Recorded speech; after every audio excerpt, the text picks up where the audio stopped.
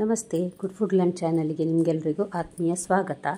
ಇವತ್ತು ನೋಡಿ ಟೊಮ್ಯಾಟೊ ಚಟ್ನಿ ಮಾಡಿದ್ದೇನೆ. ಸಿಂಪಲ್ ಆಗಿರುವ ರೆಸಿಪಿ. ದೋಸೆ, ಇಡ್ಲಿ, ಚಪಾತಿ, ಅನ್ನಕ್ಕೆಲ್ಲ ತುಂಬ ಒಳ್ಳೆಯದಾಗ್ತದೆ. ಹಾಗಾದರೆ ನೋಡುವ ಹೇಗೆ ಮಾಡೋದೆಂದು. ಬಿಸಿ ನೀರಲ್ಲಿ ಕೆಂಪು ಮೆಣಸನ್ನು ನಾನು ಒಂದು 10 ನಿಮಿಷ ನೆನೆಸಿಟ್ಟಿದ್ದೇನೆ.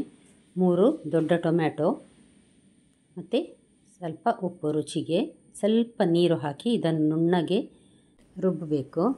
ನೋಡಿ, ನಾನು ರುಬ್ಬಿ ತಂದಿದ್ದೇನೆ. ಈಗ ಚೆನ್ನಾಗಿ ಪೇಸ್ಟ್ ಆಗಿದೆ ಇದು. ಈಗ ನಾನೊಂದು ಬಾಣಲೆಗೆ ಒಂದು 3 ಟೇಬಲ್ ಸ್ಪೂನ್ನಷ್ಟು ತೆಂಗಿನ ಎಣ್ಣೆ ಹಾಕಿದ್ದೇನೆ. ಯಾವುದೇ ಎಣ್ಣೆ ಬಳಸಬಹುದು. ಒಂದು ಅರ್ಧ ಚಮಚ ಸಾಸಿವೆ ಚಟಪಟ ಅಂತ ಇರುವಾಗ ಒಂದು ಅರ್ಧ ಚಮಚ ಜೀರಿಗೆ ಹಾಕುವ. ನೋಡಿ, ಜೀರಿಗೆ ಸಹ ಫ್ರೈ ಆಯ್ತು.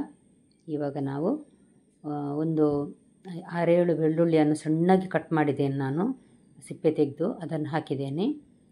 1-2 ಸೆಕೆಂಡ್ ಹುರಿಯುವ ಬೆಳ್ಳುಳ್ಳಿಯನ್ನು. ನಂತರ ಒಂದು ದೊಡ್ಡ ಈರುಳ್ಳಿ, ಇದು ಸಾಧಾರಣ ಒಂದು ಹಿಡಿಯಷ್ಟಾಗ್ತದೆ, ಸಣ್ಣಾಗಿ ಕಟ್ ಮಾಡಿ ಹಾಕಿದ್ದೇನೆ.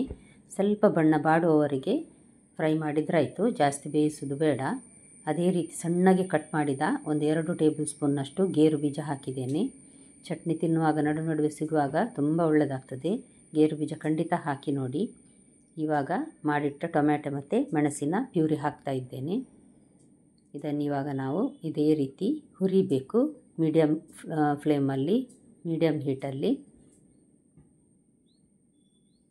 ಇವಾಗ ನೋಡಿ, ಮೆಲ್ಲಗೆ ಕುದೀತಾ ಇದೆ. ಸಾಧಾರಣ ಮೇಲೆ ಎಣ್ಣೆ ಸ್ವಲ್ಪ ತೇಲುವವರೆಗೆ ಇದನ್ನು ನಾವು ಬೇಯಿಸಬೇಕು. ನೋಡಿ, ಈಗ ರೆಡಿ ಆಯ್ತಿದ್ದು. ಇಷ್ಟು ದಪ್ಪ ಆದರೆ ಸಾಕು.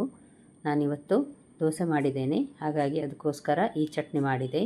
ತುಂಬ ರುಚಿಯಾಗಿದೆ. ಹಾಗಾದರೆ ನಿಮಗೆ ಇಷ್ಟ ಆಯಿತು ಅಂತ ತಿಳ್ಕೊಳ್ತೇನೆ ಫ್ರೆಂಡ್ಸ್. ದಯವಿಟ್ಟು ಸಬ್ಸ್ಕ್ರೈಬ್ ಮಾಡೋದನ್ನು ಮರಿಬೇಡಿ. ಹಾಗೂ ನಿಮ್ಗೆ ಇಷ್ಟ ಆದರೆ ದಯವಿಟ್ಟು ಲೈಕ್ ಬಟನನ್ನು ಪ್ರೆಸ್ ಮಾಡಿ ಹಾಗೂ ಫ್ಯಾಮಿಲಿ ಫ್ರೆಂಡ್ಸ್ಗೆ ಶೇರ್ ಮಾಡಿ. ನೋಡಿದ ಎಲ್ಲ ವೀಕ್ಷಕರಿಗೆ ಧನ್ಯವಾದ.